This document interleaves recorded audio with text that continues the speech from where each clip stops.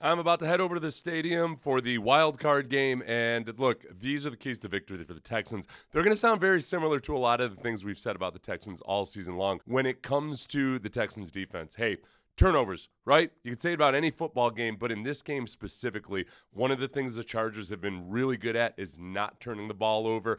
One of the things the Texans defense has been good at is taking the ball away. So Justin Herbert has only thrown 3 interceptions on the year. That's the second fewest number of interceptions by a quarterback with over 500 pass attempts. Meanwhile, the Texans have taken the ball away at the 5th highest rate in the NFL. Derek Stingley was just named an All-Pro, and the rookies Kamari Lassiter and Kalen Bullock have played very, very well, and they've got a nose for the ball. The big X factor is the fact that this game is being played at NRG Stadium. The Chargers have been very good on the road this year, but the Texans defense, except for the Ravens game, has been very opportunistic. And that's where it gets interesting because, hey, look, Danielle Hunter, Will Anderson, Danico Autry when he's rushing on the outside, the defensive ends have been very good. But the offensive tackles for the Chargers are also very good. Rashawn Slater's been playing like one of the best tackles in the league. The right tackle, Joe Alt, has been very good as a rookie, very good by NFL standards. So really, I'm thinking the opportunity for the Texans here might end up being on the interior defensive line. The Chargers' interior offensive line has not been all that stable. They've got a rotation going at one of the guard positions, and we've seen guys like Tim Settle this year have 5 sacks. Mario Edwards has shown up at various times. If they can get pressure up the gut on Herbert and create a less efficient version of himself, that could be great. As we said, Herbert's only had 3 interceptions. 2 of them, he was under duress. There was only one where it was either a bad throw or bad communication with the receiver. So you can't expect Herbert to make unforced errors. You got to heat him up if you want him to get the cough the ball up or become an inefficient quarterback. The Texans offense, which has been very frustrating to watch this year, but look,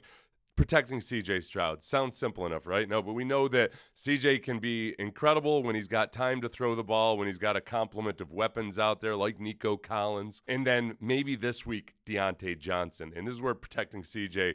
really comes into play because one of the reasons they haven't been able to really get a quick game going is because they can't trust that offensive line, or at least they couldn't trust that offensive line to spread things out and rely on just the offensive line getting the pass protection. Deontay Johnson's a guy you can get open quickly. He still creates great separation. And he's had a couple of weeks now to work with C.J. Stroud. So the key is, all right, does this new configuration where you've got Titus Howard at left guard, Juice Scruggs at right guard, and Blake Fisher out there at offensive tackle, can that hold up enough to get some of the quick hitters going?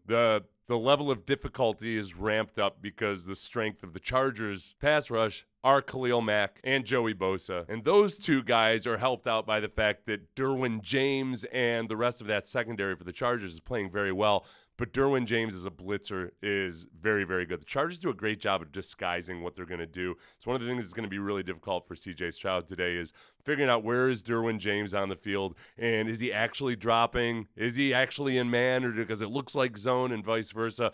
And then especially when Derwin James blitzes, he's very good as a blitzer. And all of that offensive line talk rolls right into the third key to victory. Run the ball. You don't have to run the ball incredibly well. Run the ball competently. Don't be boom or bust. This Texans offense has the 10th most explosive plays of 10-plus yards this year, but they've also got the second most negative plays where there's 0 or negative yardage, and that's been the problem. They get stuck in 2nd and 10 or 3rd and 12 far too often, either because of missed blocks, penalties, whatever. The encouraging thing is that the operation has cleaned up, partly with this new lineup of offensive linemen, but also a lot of the communication errors and whatnot were really bad in the first half of the season. Those have been cleaned up. But if you're a boomer bust offense, it's a horrible matchup because the Chargers are the best in the league at not allowing big plays. They're bend but don't break, but not in a negative way. Like, they're really good at the bend but don't break part. They'll bend, and then they'll blitz and they'll kill you, or they'll tighten up in the red zone. So running the ball for positive yardage consistently, it doesn't have to be an incredible performance by Joe Mixon. But when we go back to that new configuration of offensive line, the offense hasn't looked great the last few weeks, but I've seen some things that they can hang their hat on, specifically when running behind Laramie Tunsil and Titus Howard. I think those two are starting to have a good feel for all the coordination and communication that goes into getting these run plays right. The big Dameon Pierce touchdown last week. Look, this looks simple enough. There were so many times previously this season when both the left guard and the left tackle would have tried to work up to the linebacker, and the defensive tackle would have been scot-free, unblocked.